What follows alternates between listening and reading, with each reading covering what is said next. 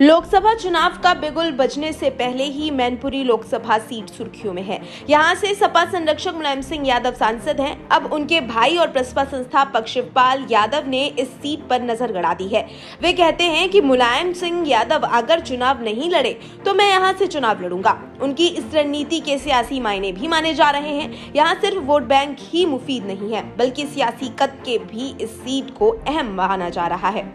अहम सवाल ये उठ रहा है कि जब शिवपाल फिरोजाबाद से लोकसभा चुनाव लड़ चुके हैं तो फिर उनकी निगाह मैनपुरी पर क्यों टिकी है। इस पर सियासी जानकारों ने अलग अलग तर्क दिए हैं। कुछ का कहना है कि मैनपुरी सिर्फ लोकसभा क्षेत्र न होकर यादव लैंड का प्रतीक भी है।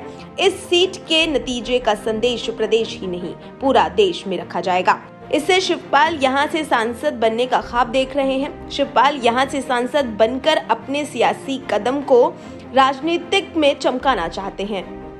साथ ही प्रदेश में बेटे प्रतीक को स्थापित करने का ख्वाब देख रहे हैं।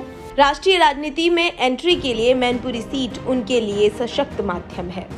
दूसरी अहम बात यह भी है कि मुलायम का सियासी वारिस होने का संदेश भी देना चाहते हैं।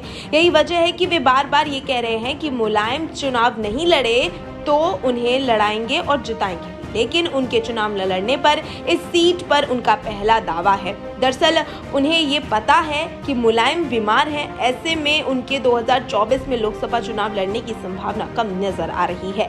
हालांकि सपा भी इस सीट को इतनी आसानी से छोड़ने वाली नहीं है, क्योंकि सपा खेमे में भी इस सीट के लिए उपयुक्त उम्मीदवार पर विचार शुरू हो गया है।